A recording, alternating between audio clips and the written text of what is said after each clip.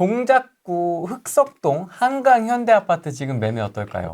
지금 사신다는 말씀인 거죠? 네. 저기가 이제 또 한강 조망이 아마 되는 아파트 중에 하나잖아요. 그 나중에 또 재건축 이슈도 있는 거고. 그래서 저는 만약에 그런 한강 조망이라든가 이런 이슈로 인해서 만약에 하겠다고 하면은 나쁘진 않을 것 같긴 한데. 네. 예. 근데 이제 타이밍이 뭐 전세 끼고 사신다고 하면은 아니 나쁘진 않을 것 같은데 저는 이제 여기도 나쁘지 않은데 또 괜찮은 지역들도 많이 있으니까. 예. 근데 만약에 여기가 재건축이 되면은 그 나중에 한강 조망이 가능하긴 지역이기 때문에 입지적으로는 굉장히 좋은 거예요. 특히 한강 뷰 좋아하시는 분들은 예. 그런 측면에서 보시면 되는데 이제 재건축이 이제 어느 정도 진행되는지 제가 이거 한번 봐봐야 될 것 같은데. 진짜 위치는 좋은데. 위치 그러니까 한강 뷰가 된다고 제가 말씀드렸잖아요. 그것만 보고 또 이제 지하철 9호선도 이제 가깝고 하니까. 예. 그다음에 이제 흑성뉴타운 이제 앞에 있는 거니까 예. 가격은 최근에 좀 올랐네요. 그래도 좀 올라고 이제 하는 건데 이제 이 재건축 이슈가 이건 대표님이 더 잘 아실 것 같아요. 재건축 이슈가 좀 있나요? 재건축 이슈가 있는데 예. 지금 어디까지 갔어요? 초기예요. 아직까지 이제 완전 초기라서 그러니까. 재건축 이슈가 있다고 말할 네. 상황도 아니고요. 이제 이게 보면은 한강 현대 명수대 현대 이제 명수대 아파트가 있고 한강 현대가 있는데 입지는 명수대 현대가 더 좋은데 사업성은 한강 현대가 더 좋아요. 그리고 실제로 가보면은 저는 개인적으로는 살기는 현장 가보면 한강 현대가 조금 더 나은 것 같아요. 왜요? 여기가 이제 좀 더 쾌적해 보이기도 하네요. 여기가 있잖아요. 좀 이상하게 돼 있는 게 지하 요런 데 보면요. 주차장이 되게 조금 이상해요. 아무튼 이게 2단으로 돼 있어 가지고 조금 이제 이 커뮤니티 공간 자체가 조금 불편하게 돼 있어요. 우선은 여기는 입지적으로는 괜찮은 아파트는 맞습니다. 맞는데 지금 사도 되느냐? 근데 얘도 좀 많이 올랐어요. 가격적으로. 예, 그래서 몇 평일지 모르겠지만은 시기적으로는 좀 아쉽지만은 길게 실거주로 가져간다면 나쁘진 않죠. 그렇죠. 근데 이제 재건축이 아무래도 초기니까 좀 길게 모셔야 될 것 같은데요, 그죠? 네, 아무래도 그렇죠. 재건축 되려면. 근데 한 70 어르신이 나 사고 싶어요 하면 반대. 네, 오히려 좀 깨끗한데 그렇죠. 그런 데 사는 게 훨씬 더 그렇죠. 낫고. 근데 재건축 되면은 진짜 그 한강뷰가 보이는 엄청난 좋은 아파트가 될 것 같긴 해요. 입지는 되게 좋아서 맞아요. 아크로 리버하임의 향이 납니다. 그렇죠, 그렇죠. 예. 흑석동이 아마 그런 아크로 리버 파크라든가 이런 쪽으로 좀 되지 않을까, 대장주가 되지 않을까, 개인적으로 좀 그렇게 생각합니다. 저는 개인적으로 한강에 붙어 있는 아파트는요. 나홀로라도 나쁘지 않아요. 맞아요. 그 말도 맞아요. 또 한강뷰에 희소성이 또 많이 있으니까. 좋아하시는 분들이 많아서. 한강 불패. 애들 2명인데 학구는 친정을 이용을 해서 서초구 잠원 이용 중이고요. 네네. 실거주로 보신다고 합니다. 네네네. 제가 한강 현대를. 학구는 별로 안 좋은데. 아니 근데 실거주로 보시면 저는 오히려 강남 3구가 더 낫지 않을까요? 그렇지 않아요? 그 정도 금액이면은 사실 송파권에도 재건축 단지 들어갈 수 있는 데가 있거든요. 저도 개인적으로는 이제 거기보다 이제 송파권의 재건축이 가락동하고 오금동에 많이 몰려 있거든요. 사람들이 모르지만은 잠실이 좋다고 하잖아요. 근데 송파라는 부른데 진일보하는 지역들이 있어요. 맞아요. 거기가 오금이랑 가락동 쪽이에요. 거기에 신축들이 들어갈 수 있는 세대가 제가 알기로는 12,000세대 이상이에요. 맞아요. 그러면은 그게 아니, 근데 이제 잠깐 너무 풀면 안 돼. 아 그래요? 너무 풀면 안 돼. 이 얘기를 세 분이 공통해서 하시네요. 맞아. 누가 또 했어요? 망구쌤도 맞아, 하시고 맞아. 여기도, 여기도 하시고 여기도 하시고 맞아. 아 그래요? 나는 다 똑같이 얘기하네. 그래요? 이제 전문가 보는 견해 비슷한 지금 거죠. 이거 끝까지 아마 네네. 처음부터 영상 안 빼놓고 보신 분들 하면 이게 이어지실 거예요. 이게 저는 안 봤습니다. 맥락이 네. 지금 다 이렇게 맞아요. 되게 신기하다. 근데 네. 조합 설립인가 이상으로 다 넘어간 거기 때문에 맞아요. 그 지역에 이 가격으로 갈 수 있는 게 있어요. 차라리 그게 나을 수 있어요. 그러니까 저도 그런 생각이 있는데. 왜냐하면 송파라는 브랜드가 막 얘는 사실 그게 아니거든요. 도롱뇽이 아니거든. 자기 꼬리 자르고 안 가요. 용이에요, 용. 그렇죠. 자기 꼬리를 끌고 가는 거예요. 그렇죠. 예, 그런 동네이기 때문에 오히려 이제 입지 선정에 대한 주의는 좀 필요하겠죠. 근데 아마 그 한강뷰 때문에 아마 그러신 게 아닐까. 한강뷰가 안 나오잖아요, 거기는. 근데 한강뷰도 사실은 강남 쪽보다 강북 쪽에서 보는 게 훨씬 이뻐요. 그렇긴 하죠. 네, 맞아요. 그런 것도 있고, 제가 또 말씀드리면 사실은 저는 한강뷰보다 산뷰가 정말 좋은 게 한강뷰, 그 강뷰는 되게 우울해져요, 사람이. 진짜로. 왜냐면 이게 잔잔하잖아요, 항상. 그래도 이렇게 도시 봄, 여름, 가을, 겨울 똑같고. 헤드라이트 반짝반짝 하잖아요. 그 우울해요. 우울하고. 산은 밤에 우울하잖아요. 응? 산은 아니요. 산은 이게 사실 그 사계절이 바뀌어요. 봄, 여름, 가을, 겨울이. 밤에 껌껌하죠. 밤에는 안 보이지. 근데 밤에는 한강도 마찬가지니까. 그 시티뷰 때문에. 네, 시티뷰도 이렇게. 있는데, 저는 개인적으로 산뷰를 좋아하고, 그 어떤 책에서 봤는 게, 그 강뷰를 좋아하는 게 섹시한 여자를 좋아하는 거고, 산뷰를 좋아하는 게 성격이 좋은 여자를 좋아하는 거라고. 저는 강을 엄청 좋아합니다. 그러면은, 저는 바다를 좋아하는데 뭔가요? 엄청 섹시해야 돼요? 강에 미칩니다, 그러면. 그렇군요. 산을 좋아하시는. 저는 산뷰를 개인적으로 좋아하기 때문에. 왜냐면 또 이게 살살살 반하는 게 되게 좋더라고요, 저는. 저는 개인적으로 그렇고. 어쨌든 이제 강뷰를 보고 우울증에 걸리신 분들도 의외로 많더라. 그것도 좀 아셨으면 좋겠어요. 저는 그 오랫동안 바다뷰를 보고 살았거든요. 해운대에서. 저희 집에서 바다뷰 보고 제가 해운대 고등학교 나왔거든요. 해운대 고등학교에서도 창문에서 바다가 보여요, 이렇게. 그리고 날이 맑은 날은 대마도도 보이거든요. 대마도가 한 200km 떨어져 있거든요. 그렇죠. 학교 안에서. 학교에서 보이죠. 네. 항상 그렇게 했죠. 그래서 저는 그 방학 때, 중학교 때는 방학 때 30일 중에서 29일을 해운대 바닷가에서 그냥 교복 입고 안에 뛰어들었었어요. 그냥 열심히 놀았었죠. 네, 열심히 놀았는데 저는 그래서 그런지 바다뷰가 좋더라고요. 그치. 그냥 익숙해서 그런지 모르겠는데 처음에 너무 좋았어요. 근데 익숙해지니까 그냥 좋아요. 근데 말씀하신 대로 제가 예전에 있던데 베네시티란, 제가 이제 대우 마리나에 있었으니까 베네시티라는 아파트가 딱 들어왔어요. 와, 걔가 신축이 확 올라오고 바다뷰가 팍 트이니까 거기에 계신 분이, 제가 아는 사람이 거기에 있는 분을 좀 과외를 했는데 애가 바다를 보면서 멍하게 있더래요. 얘 진짜 우울증 있는 아이예요. 근데 그런 사람은 진짜 바다를 보면 안 좋다고 하더라고요. 잠실 엘리트. 잠실 관심 많으시죠, 여러분? 잠실 엘리트 매수 시에 24일 전 나오는 전세 급매물을 매수하는 게 좋을까요? 아니면 토어제 시행된 후에 지켜보면서 실거주로 매수하는 게 좋을까요? 토지거래 허가 이제 시행된 후 이제 지켜보면서 실거주로 매수하는 게 좋죠.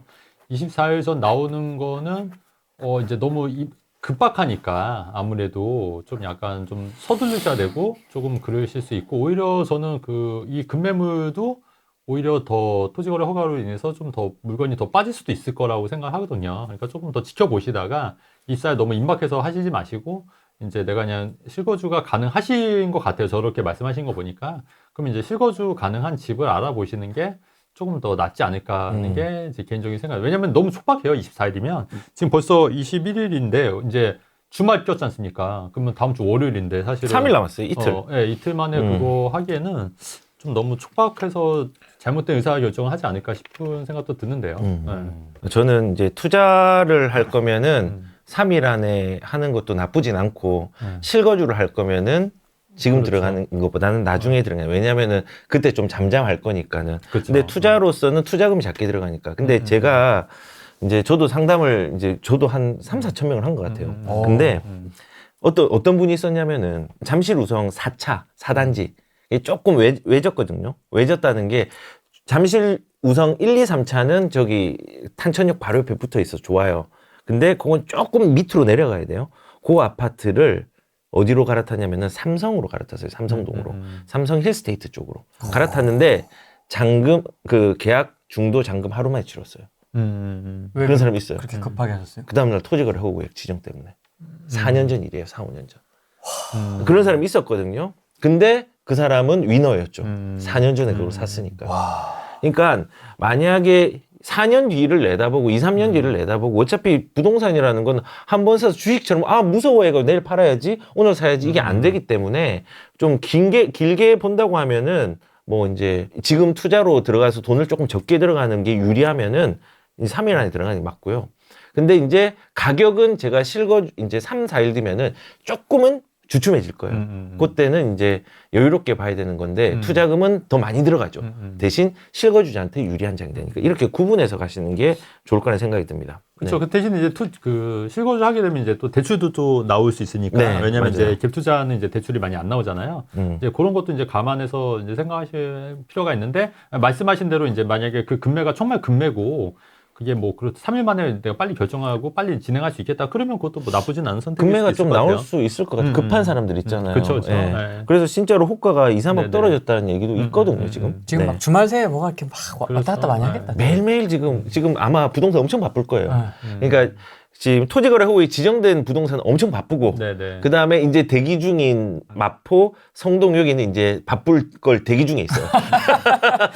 이제 대기 중에 있는 거예요. 다음 주부터지. 네, 한 2, 3주 한 달 내에 이제 바쁠 예정이고 지금은 잠실이라든지 뭐 강남 쪽에 이제 한 2, 3일 정도는 조금은 뭔가 분주하지 않을까라는 생각이 좀 듭니다. 현재 장이자이 72제곱 줍줍에서 이제 전세 놓는 상황입니다. 1주택자고요.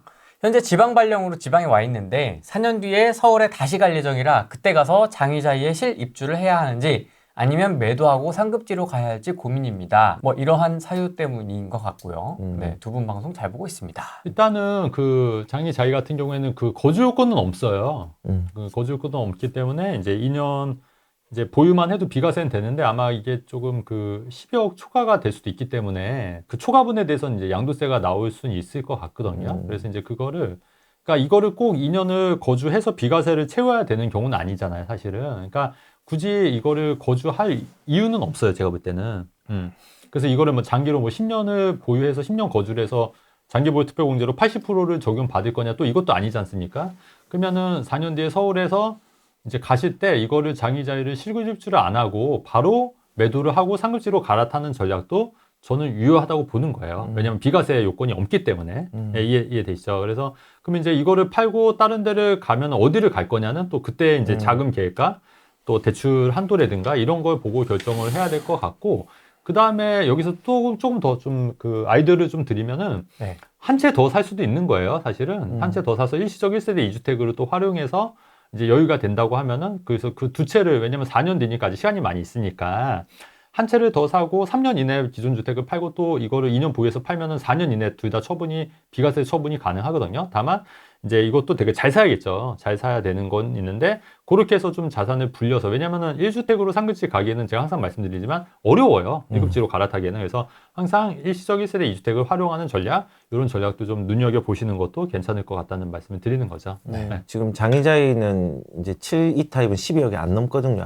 아직 안 넘고 거기 30평대가 12억대 전후예요. 그래서 우선은 장이자이는 진보하는 지역이에요. 저는 그걸 되게 좋아하거든요. 아예 상급지로 가거나 아니면은 주변에 발전이 있거나 내 물건이 좋아지거나 이런 조건들이 있어야 되는데, 여기가 행정구역은 성북구지만은 GTX가 노원구에 광운대 역세권에 가까이 좀 붙어 있단 말이에요. 가까이 붙어 있고 해서 거기 주변뿐만 아니라 장인뉴타운뿐만 아니라 그 노원구에 있는 아파트 단지들도 좋게 많이 바뀌기 때문에 진일보하는 어떤 지역 중에 하나라고 생각을 합니다. 그래서 우선은 현금이 전혀 없으시면은 그대로 가지고 가시다가 동네가 좀 완성 4년 뒤고 5년, 6년 뒤면은 아마 GTX의 간접 영향권에 들어갈 거예요. GTX C 노선에. 그래서 우선 저는 개인적으로는 지금 가지고 있어도 나쁘지 않고 현금이 없으면은 좀 보유하고 있다가 이번 인플레이션이 한 번 더 뻥 뛸 때가 있잖아요. 아직 여기는 아주 많이 오르진 않았거든요. 그걸 한번 누리시고 4년 뒤에 가는 것도 나쁘지 않다는 생각이 듭니다. 다만 내가 지금 현금이 한 10억을 가지고 있어. 그럼 지금 당장 갈아타야죠. 그렇죠. 예, 근데 그거에 따라 다른 건데, 입지적으로는 나쁘지 않다. 사람들이 그렇죠. 뭐 싫어하는 지역일 수 있는데, 뭐 강남 사는 사람이 나 성북구로 가려면 안 가거든요. 근데 내가 지방에 안동에 있는 사람이 성북구에 집을 살려면 난 너무 여기 좋아라고 할 수 있으니까 포지션별로 다르지만은 입지적으로 진보하기 때문에 가져가셔도 되겠다. 그리고 4년 뒤에 이제 돈을 좀 열심히 불려가지고 상급지로 갈아타도 상관없겠다 생각이 듭니다. 네. 그 이제 아까 이게 12억은 이제 4년 뒤에는 이제 12억이 넘을 거니까. 그렇죠. 네, 그러니까 사실 또 변명을 하고 싶구나. 지금 현재가 저도 그렇게 이해했는데 그래도 이제 12억이 안 넘는다는 얘기를 하고 싶었어요. 맞아요. 예, 좀 반대되는 얘기를 좀 해야지 재밌지 않겠습니까? 그래서 이제 비과세, 어쨌든 비과세는 되는데 그 초과분은 이제 안 된다. 이제 이런 말씀 좀 드리는 거죠. 네, 마무리를 좀 하겠습니다. 네네. 네, 앞으로 좀 어떻게 될 것 같다.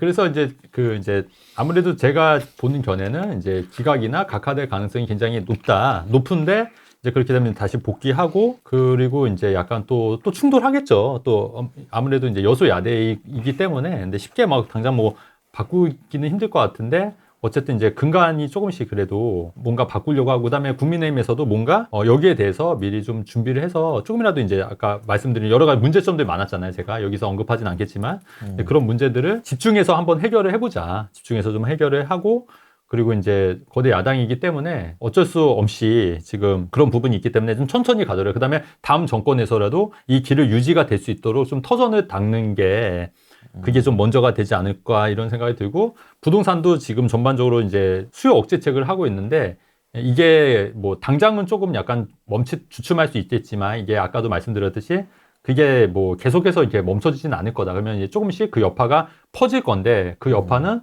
풍성 효과로 인해서 강동구나 과천이나 뭐 마포구나 성동구나 뭐 이런 지역들이 다음에 오를 타이밍이 될 수 있겠다. 근데 이런 부분을 좀 잘 생각해 보셔야 될 것 같고, 그다음에 내 집 마련 실수요자들은 이렇게 토지거래 허가로 주춤할 때 차라리 강남, 상구랑 용산에 실거주 하시는 것도 방법이다. 이렇게 말씀드렸습니다. 그래서 이렇게 전략을 세워서 대처하시면은 좋을 것 같고, 탄핵이나 각하로 인해서 갑자기 막 크게 막 요동치거나 이러지는 않을 거다. 예, 이런 말씀을 좀 드리는 거죠. 저는 자주 얘기하는 말인데 사실은 이런 거 있잖아요.